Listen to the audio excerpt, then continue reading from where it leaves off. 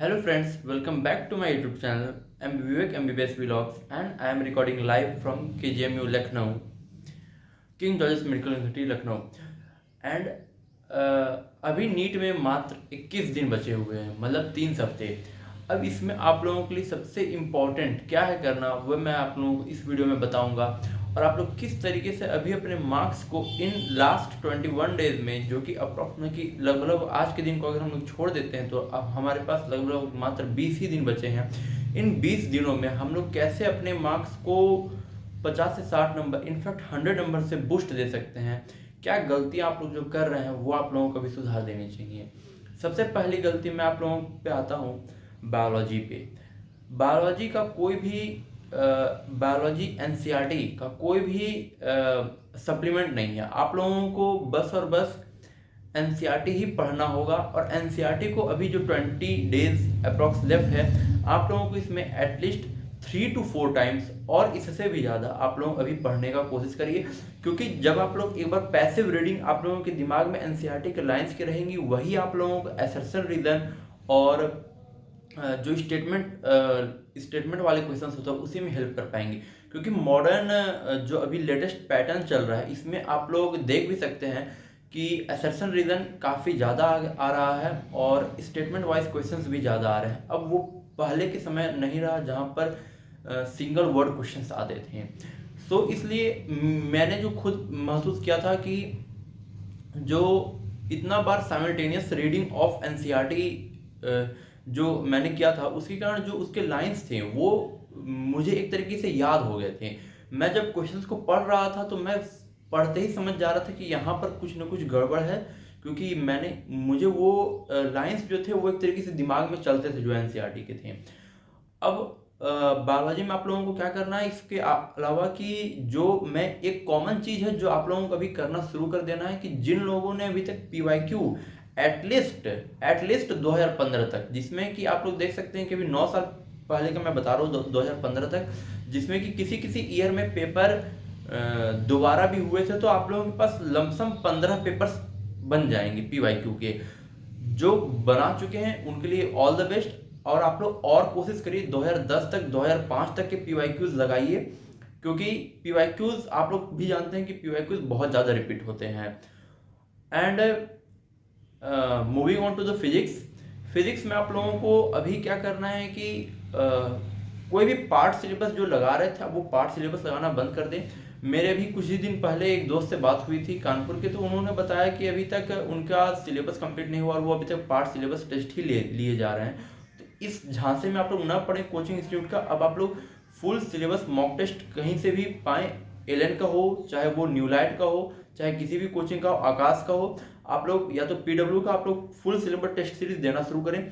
क्योंकि जो 50 question NCERT के आते हैं, कई सारे बच्चों का एक ही डाउट होता है कि भैया मेरे पार्ट सिलेबस में तो बहुत अच्छे मार्क्स आ रहे थे, 650 प्लस ही रहते थे, लेकिन जैसे ही फुल सिलेबस मैंने देना शुरू किया तो फुल सिलेबस में मार्क्स जो है वो घटने लग गए।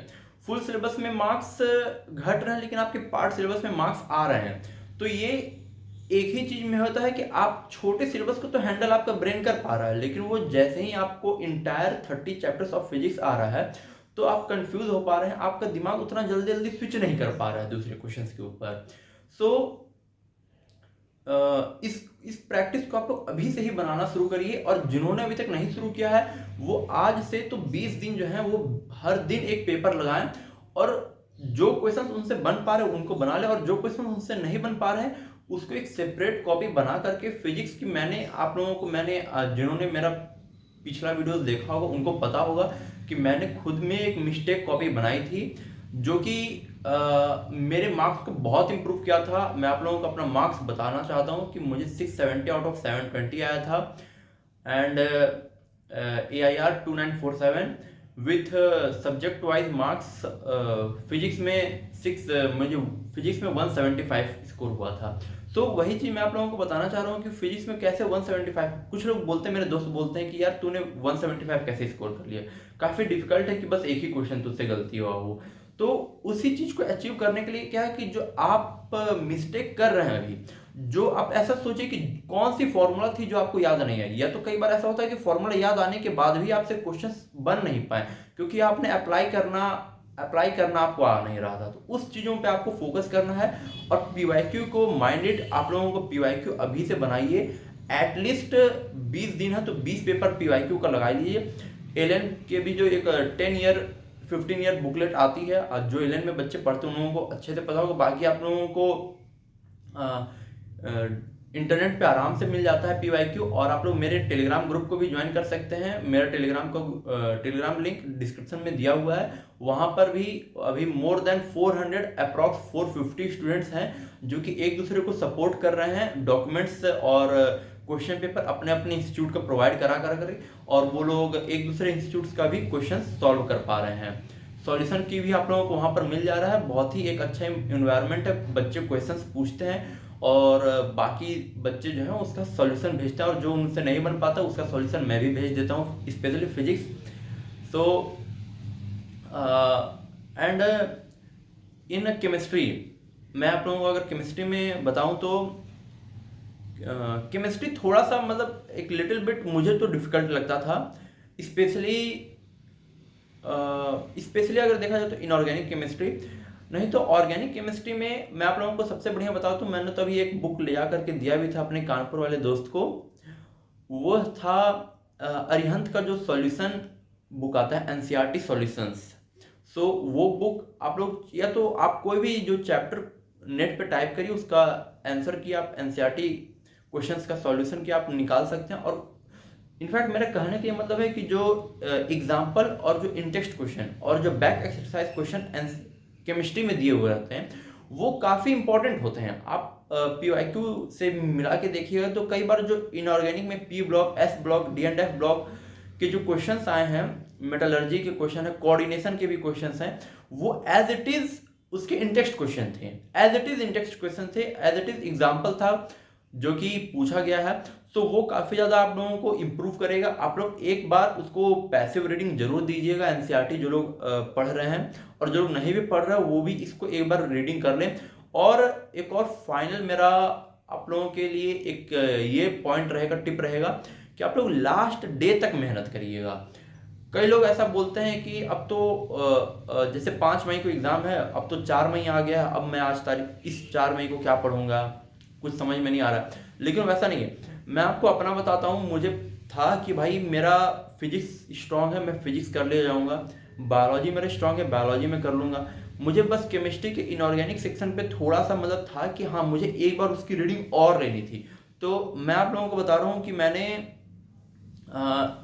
नीट एग्ज़ाम से 2 दिन पहले से मैं बहुत गंदे तरीके से मतलब एनसीईआरटी की केमिस्ट्री की रीडिंग लगाने लग गया, इनऑर्गेनिक की स्पेशली। उसके बाद ऑर्गेनिक लगाया था, पूरी रीडिंग लगाया और उसमें जो भी इंपॉर्टेंट पॉइंट थे उसको दोबारा पढ़ा।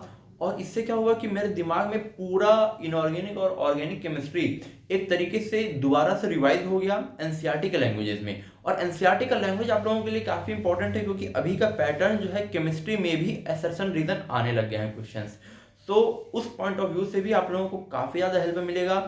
एंड बेस्ट ऑफ लक आप लोगों का, बस 20 दिन में है नीट, और आशा करता हूँ कि आप लोगों को अच्छा से अच्छा मार्क्स मिले और उसके हिसाब से आप लोगों को अच्छा से अच्छा कॉलेज भी मिले। और जो लोग उत्तर प्रदेश से वीडियो देख रहे हैं उनके लिए तो बहुत ही बढ़िया कि आप लोग इतना अच्छा करिए कि आप लोगों को केजीएमयू में आने का मौका मिले। और आप लोग मेरे जूनियर्स रहिएगा तो आप लोग बताइएगा कि कितने लोग मतलब मेरे वीडियोस को देख रहे थे। बाकी एक बस आखिरी बात है कि आप लोग पीवाईक्यूज अभी से बहुत ज़्यादा बनाइए। कोई भी दूसरे टेस्ट सीरीज को लेकर के उतना टेंशन आप लोगों को नहीं लेना है।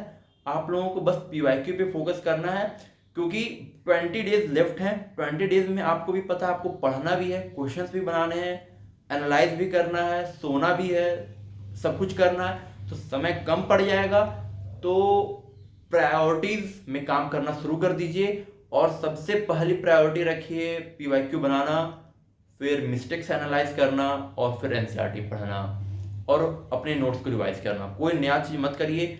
और बहुत अच्छा रिजल्ट चाहते हैं तो दूसरे कोचिंग्स का कोचिंग्स का जो है क्वेश्चन पेपर बनाना छोड़ दीजिए। बनाना है तो सीधे आप PYQ बनाइए, क्योंकि जो लोग एल में पढ़ते हैं वो लोग जानते हैं कि एल जो है उसके लास्ट 2 to 3 मेजर्स जो होते हैं वो एग्जैक्टली PYQ ही वो दे देता है। So thank you, best of luck.